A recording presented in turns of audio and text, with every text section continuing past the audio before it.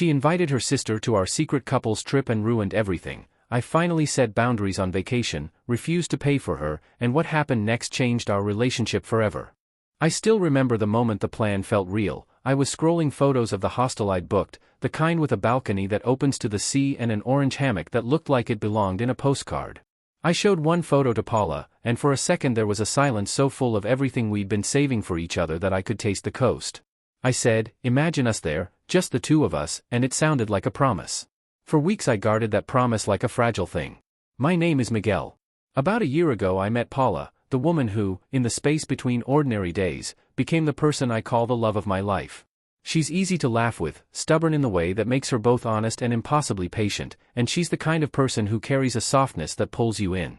The catch, and there's always a catch in stories like mine, is her sister, Natalia. Natalia arrived in our lives as many sisters do, a shadow at a wedding, the plus one who becomes an echo in our car conversations. She's younger than Paula, without a steady job when we first met her. That made sense, at least at first. Paula and I were the steady pair, 2 incomes, a small shared cushion, and when Natalia asked to join things, I invited her gladly. You tell yourself it's generosity. You say kindness won't break you. You rationalize that family is family. But kindness, if unchecked, can harden into expectation. At first, I covered the extras because it felt right, my treat. A dinner here, a concert there. When Paula invited, Natalia sometimes slipped in last minute and Paula would shrug, embarrassed, and hand me the bill anyway. I started to notice the pattern. Invitations that were really for 2 somehow expanded to 3 without conversation. Plans for Paula and me turned into vague, "Why not all of us?" That little phrase became a wedge. I spoke to Paula about it. I tried to make it small and honest, because this was her sister, because I love Paula and I didn't want to sound petty. I said, "It feels like I always end up covering Natalia. It makes me uncomfortable." I expected a shared eye roll, a plan to set boundaries together. Instead, Paula smiled, played it down. "She's young, Miguel, she doesn't have much," and we moved on. That was the start of an uncomfortable truth. Paula wasn't seeing it the way I was. Or she chose not to. This trip was supposed to be different. For months I had been patient, saving quietly from late-night shifts and coffee budgets, booking a small hostel in a coastal town that neither of us had visited. I wanted to give Paula a space to breathe, a real pause. I told myself that keeping it a secret from Natalia wasn't cruelty, it was protection of something small and sacred. Paula agreed when I proposed it. She told me she wanted the 2 of us to disconnect, to be alone. For a while we managed it. We whispered about hammocks and markets and the way slow mornings can change you. Then lunch happened. We were with Paula's family, the kind of afternoon where food and voices make a living thing of the room.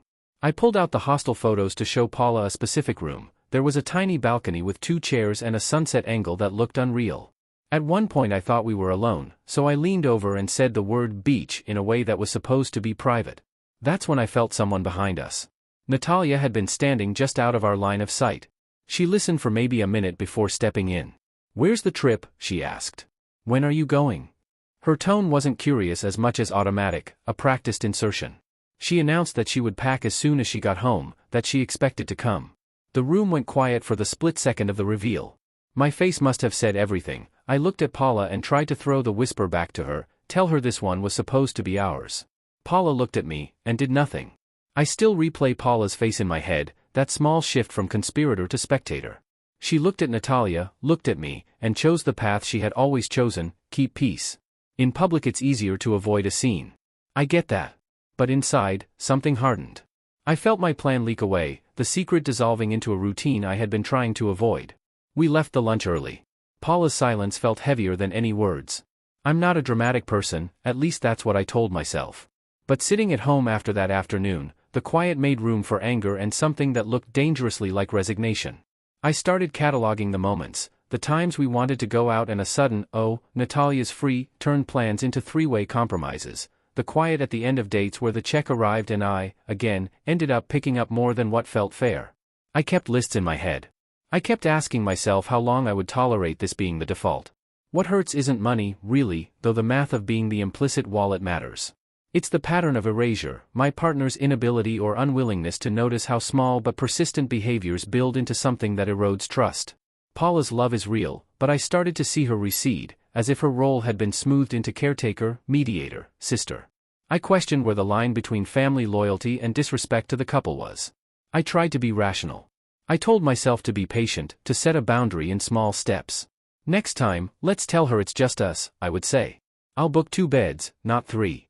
Paula would nod, but then there would be a shrug and a comment about how it's easier this way, and then the old pattern resumed. I began to notice how complacency is a social force. It takes less energy to let things slide than to push for change. There are moments I still look back on and wonder, when did I stop insisting? When did I normalize being the person who always says yes? I see it more clearly now. I avoided confrontation because I didn't want to be the bad guy. I paid more than my share because I didn't want to make Paula uncomfortable when her sister slipped into our plans. The worst part is that the avoidance multiplied. Every time I swallowed the complaint, the expectation grew. I told a friend about the lunch. He listened and asked blunt questions that I had been skirting. Have you ever asked Paula to tell Natalia no in front of her? The answer was no. Have you ever let Paula face the fallout of that no without bailing her out? Again, no. His point was simple and hard. I had been smoothing the edges for Paula for so long that she never had to feel the real consequences. Maybe that's why she never learned to act differently. Maybe she simply never experienced the pressure that would force her to choose. 20 days until the trip, at least that's the timeline on the booking confirmation I kept checking like a nervous habit. I told myself I had time to change things. I would ask for one honest conversation, set a boundary, and maybe the whole dynamic would shift. I imagined the conversation like a small operation, tidy and precise. Natalia can't come. This trip is for us.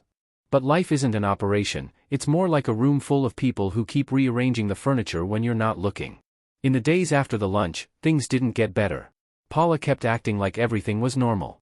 We've always done this, she said, as if continuity justified the erasure of our private plans. When I pushed, we argued, and the argument always fell back on the same cultural and familial script. She defended Natalia as family, I defended the idea of couple space. The word selfish got thrown around, and for the first time I felt accused for wanting to protect something that mattered to both of us. I felt boxed into a choice between being a loving partner and being someone who defends a boundary. I didn't know what to do, so I talked to other people, my brother, an aunt who'd been married for 20 years, a coworker. I got a dozen versions of the same advice: set limits, be direct, don't let the habit grow. But advice is different from action. I needed a tactic, not a slogan. It felt like I kept circling the same small island of resentment without a bridge. Then my best friend said something I hadn't wanted to hear: you keep fixing things for her, Miguel. You're the one who makes the consequences softer for Paula. If you stopped bailing her out, maybe she would see the pattern herself. It was as if someone had flipped on a spotlight. He wasn't telling me to abandon Paula or be cruel to Natalia, he was saying that my own pattern of rescue enabled the pattern to continue. So I started to make small changes, not dramatic, but intentional. I kept the booking details private but not secret in a malicious way. I steered conversations to the fact that we were planning to be gone, and I mentioned that it would be a couple's trip. Paula nodded, but her face stayed the same, conflicted, hopeful, and soft toward her sister. The more I tried to tighten the boundary, the more I realized how entangled loyalty and fear had become. As the trip approached, Natalia grew more insistent. She began to suggest changes to the itinerary that would make the trip less our style. She pushed for activities she preferred and dropped hints that she assumed she would be traveling with us. Little edits, offered as suggestions, created a slow drift. Paula, again, let them sit. Every time I defended one plan, she would smile sheepishly and say, "We can do that too." It felt like rewriting a book page by page until the original voice was lost. The night before the lunch that broke the secrecy I had built, I lay awake thinking about all of it. I tried to imagine the trip where Natalia came and how I would feel: accommodating, compromised, maybe resentful. The uglier scenario, I told myself, was that this pattern wasn't just about a trip, it was a symptom of something bigger. If I felt invisible in moments that should be ours, what was happening to the trust between Paula and me? I kept thinking about how much I had wanted this to be a two-person thing, not as an exclusive act of exclusion but as a chance to reconnect without the sediment of old habits. I wanted to wake up to Paula and have the day be about us, walking to a market, losing ourselves in a book, eating something with unfamiliar spices. The idea of a hammock, of a balcony that opened straight to the sound of waves, had become almost sacred in my head. That small image held so much of what I was afraid of losing. After the lunch, when Paula didn't defend the secret, I felt a fissure open that I didn't know how to mend. I tried to talk without yelling. I tried to be calm and clear about my limits. But the conversation kept running into the same wall. "She's my sister," Paula would say, as if those words were a shield. There were moments, though, where I saw the pause, the flicker, of recognition in her eyes. Those were the moments that made me hold on. Now I'm sitting at my desk, trying to write this like a log, like something I can hand to myself later and say, you saw this and you did something. I'm trying to be honest without theatricality. I want to explain how the pattern feels from my side, like planning a trip and watching tiny leaks turn it into someone else's plan. I want to ask for advice and, secretly, for someone to tell me I'm not overreacting. If you asked me yesterday whether this could break us, I would have said no. But after that lunch, after the silence, after seeing how quickly our secret dissolved, I feel the shape of things shifting. I don't want to be harsh. I don't want to make choices that wound Paula, but I also don't want to become the person who accepts being sidelined. I need to figure out how to ask for what I hoped this trip would give us, without making Paula choose between me and her sister. Tonight I will try to sleep. Tomorrow I'll try to speak again, maybe more clearly. Maybe I'll let Paula see the tally of small things that built up, little moments that accumulate into a big weight. Maybe that will open a conversation that matters. Maybe it won't. For now I am keeping this like a diary entry, a place to lay down what I feel without the sudden defenses that show up in person.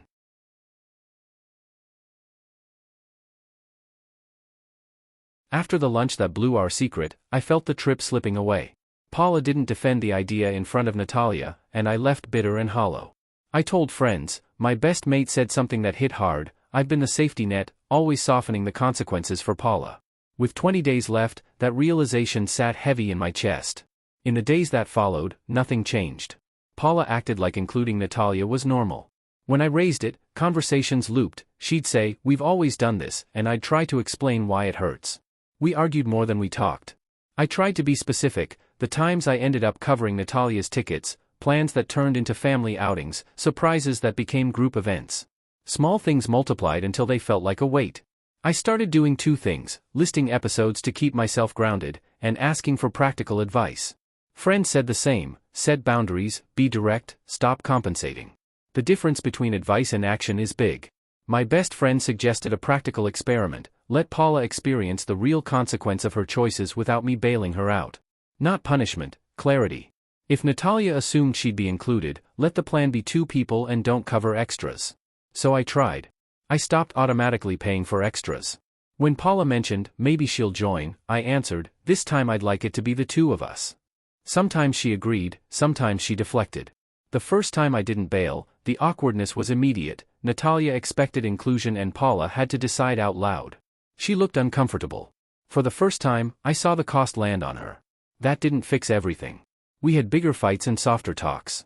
I made clear I wasn't asking to cut off family but to respect couple plans. If we plan as a couple, let's go as a couple unless we both agree otherwise. Paula would listen, then sometimes say family comes first. Those words, which had once comforted me, started to feel like a reflex that avoided responsibility. I also spoke more openly with family and a few trusted friends, not to complain, but to look for perspective. My aunt bluntly said that love for family can become coddling without a mirror. My brother agreed, some people don't learn boundaries until there are real costs. Hearing that made me feel less alone and more willing to let natural consequences occur. 3 weeks before the trip, Paula offered a compromise, if Natalia comes, we'll split costs. It felt like progress, practical but imperfect. Then Natalia began nudging the itinerary toward what she wanted, activities that weren't ours. I had to decide whether to hold the trip's shape or adapt. I chose a middle path. I kept a private list of 1 or 2 experiences that were non-negotiable for the 2 of us and accepted that other things might change. Those private non-negotiables were small, 1 evening meal at a beachside place and a morning walk to a market, but they represented the heart of why I wanted this trip, time with Paula that wasn't diluted. I deliberately didn't make them public because I feared they'd be bargained away. It might sound petty, but it was a way to protect what mattered. As we edged closer to the date, conversations with Paula became more honest. She admitted she avoided hard moments because she feared hurting her sister. She worried about being the one to create a rift over small things. I told her the real rift I feared was the slow widening between us when our private life gets eroded. Saying that out loud made her quiet. For the first time there was a noticeable pause where she seemed to actually consider it. So we moved forward with tension and a tentative plan. I didn't know if my experiment, letting consequences occur and asking for small boundaries, would change anything permanently. I wasn't sure if Paula would stand firm when Natalia pushed or if she'd revert to old habits. But naming the problem had shifted something, it stopped being just my grievance. Paula could no longer pretend everything was fine without seeing at least some of the cost. I went to bed some nights still anxious, but less alone in the worry. There were moments of tenderness that proved why I kept trying, when she would catch my hand suddenly and say she appreciated the effort, when she'd suggest a small thing only for the two of us. Those instances mattered. They were reminders that the love that brought us together still existed, it just had been strained by habit. Now the trip is closer and the shape of it is uncertain. I've learned that boundaries are less a single conversation and more a pattern of choices. I'm still scared of being sidelined, but I'm less willing to be the one who smooths every uncomfortable consequence. If Paula and I can keep making small choices together, maybe this trip can be the moment we stop letting family habits quietly rewrite our relationship. If not, at least the problem has a name and a record of attempts to fix it.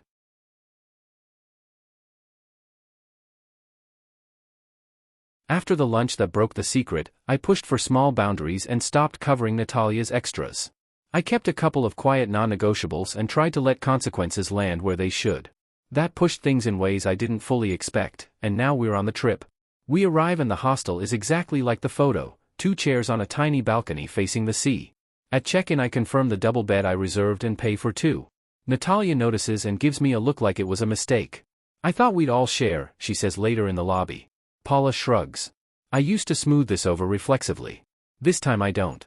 I already booked and paid for 2 beds, I tell them. Saying it out loud feels formal and clean, a line drawn in air. Natalia pouts and Paula looks uncomfortable. That small, public choice lands differently than the private conversations we had before, it's clear, not negotiable. Over the first days Natalia nudges the itinerary toward what she wants, soft suggestions that would turn our plans into hers. When she mentions a paid sunset boat, I make a quiet decision, I won't cover it. Paula glances at me, waiting for my old rescue. I don't step in. This one's on you, I say. Natalia pays, annoyed. Paula's face tightens, then softens, she looks like someone finally noticing a consequence she used to avoid. The change isn't dramatic, it's incremental. There are arguments. Once Natalia explodes when I refuse to change a reservation for her schedule, you never think about anyone else, she snaps. Paula tries to mediate and both voices rise. I step back and let them sort it between themselves. Letting them feel the friction without me smoothing it out feels risky, but it forces Paula to decide instead of defaulting. At one point Natalia demands a private room because she's uncomfortable sharing. Paula is mortified. I offer to contribute to an upgrade so she won't be stuck, but she shakes her head and says she'll handle it. Watching Paula manage a small fallout, awkward and imperfect, feels like a turning point. She isn't graceful at first, but she's bearing a result she previously let me absorb. I also protect 2 private rituals, a morning market walk and an evening meal at a tiny beachfront place. I keep them quiet until the moment so they can't be bargained away. When Natalia suggests rearranging those plans, I either go alone or encourage her to find something she prefers. It's blunt, but those choices safeguard what I wanted this trip to be, time that's really ours. There are tender moments. One afternoon Paula reaches across the table and squeezes my hand. Thanks for trying, she says, voice low. She admits she avoided hard conversations because she feared hurting her sister, not because she didn't see the problem. That honesty softens the tension, it turns blame into shared work. Not everything becomes tidy. On the 3rd night the sisters have a loud fight in the next room, slammed doors, raised voices.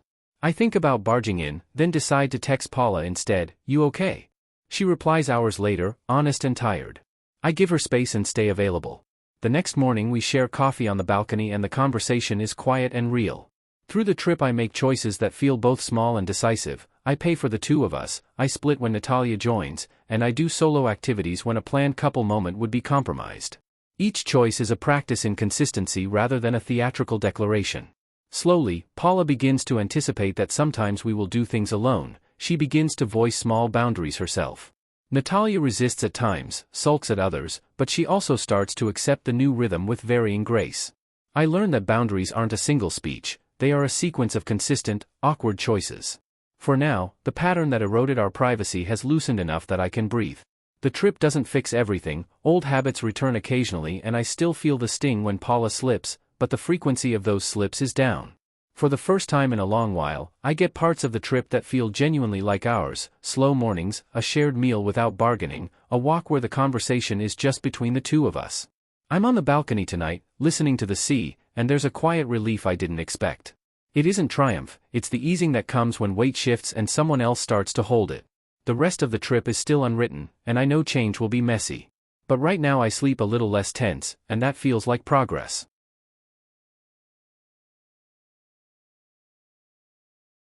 We arrived together and I set clear, small boundaries. I paid for the two of us, protected a couple of quiet rituals, and tried not to bail Paula out when Natalia pushed.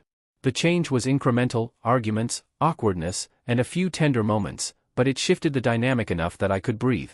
By the time the trip reached its midpoint, Paula had started to feel the cost and began to push back in small, real ways. We leave the hostel for the last stretch of the trip early, the sky between night and dawn. The town is quieter than it was the week before, vendors are still stacking chairs, and the air tastes like salt and citrus. Paula walks beside me with a thoughtful look, as if she's replaying everything that happened and weighing it. I can see relief in her face but also a tiredness that belongs to the work we've started.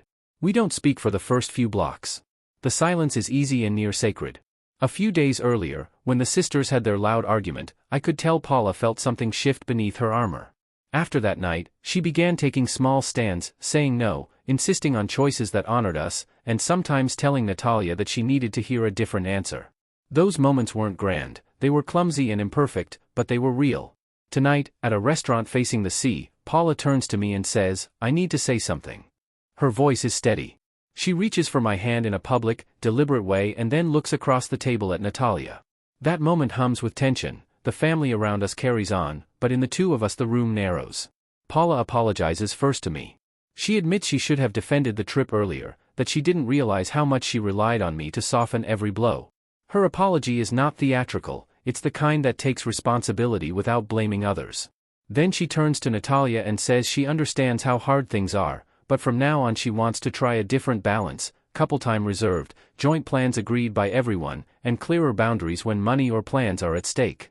Natalia listens, face shifting between surprise and indignation, then a kind of calculation. "So you mean, sometimes I won't be included?" she asks. Paula nods. Natalia's voice goes small. For a moment I expect resistance. Instead, Natalia asks for details. Which moments will be couple only? How will costs be split? What does it look like when someone wants to join? The argument that used to be ladders of accusation becomes, oddly, a negotiation. It's imperfect. It's raw. It's real. After that night, something practical happens. Paula starts texting her sister before plans and saying things like, "This weekend I'd like to be with Miguel alone. Can we plan another time together?" It's clumsy at first, Natalia balks. But she also begins to experience being told no without me stepping in to rescue the moment. It's uncomfortable for her but instructive in ways that lectures never were. I won't pretend everything is fixed. Old habits relapse. There are days when Paula apologizes and then, a week later, lets Natalia slide into a plan without asking. I call her on it, softly, not to punish but to remind. She listens, sometimes defends herself, sometimes disappears into introspection. We argue, we make up, we go on late-night walks and laugh about ridiculous things. These fluctuations prove the point: change is messy, but it's possible if both people keep choosing it. One clear moment stands out as proof that something had shifted. On our second-to-last day, Paula surprised me with a small dinner she had arranged at the beachside place I'd wanted. She insisted on paying.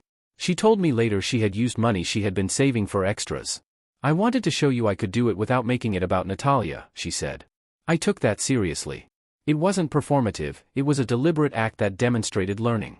When we returned home, the dynamic remained challenged but different. Paula stopped defaulting to the same automatic choices. She began to say, "Let's check with Miguel first," or "This time I'd like it to be us." She started talking to Natalia more directly and with clearer terms. There were awkward conversations, and sometimes Natalia felt hurt. But hurt is part of boundaries, it doesn't mean the boundary is wrong. I also learned something about myself. For years I had been hiding my discomfort behind jokes, payments, and quiet acceptance.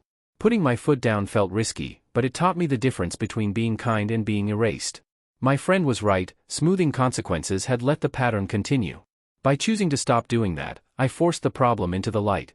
It didn't always make me popular, but it made the relationship more honest. Paula and I still have work ahead. The trip didn't close everything with a neat bow, it started a pattern of practice. We still have to navigate family expectations during holidays, birthdays, and other gatherings.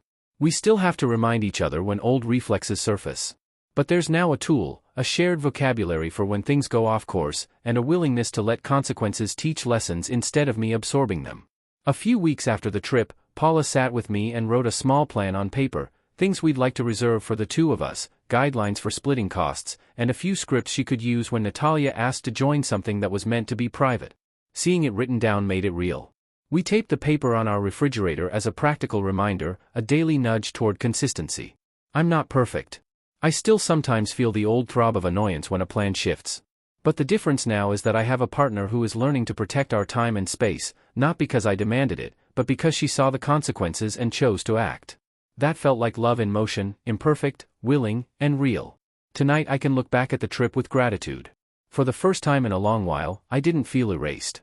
I felt seen in small choices and held in a way that didn't require me to cover the edges single-handedly. That doesn't mean everything is solved, but it means we have tools and momentum. If there's a final note I want to leave myself and anyone reading this, it's that boundaries are both kinder and harder than they look. They require repetition, clarity, and gentle toughness. They mean letting some discomfort happen so others can learn. They mean telling the person you love that their loyalty to family should not invalidate the loyalty you have to each other. The trip closed, but the work continues. I'm still lucky that Paula took steps, that the hostel photo became more than a wish list, and that we had the courage to make small choices that held. The hammock on the balcony still hangs in my mind like a reminder, small things can hold big promises, if you protect them. If you enjoyed this story, don't forget to like, subscribe, share, and comment. Thanks for your attention.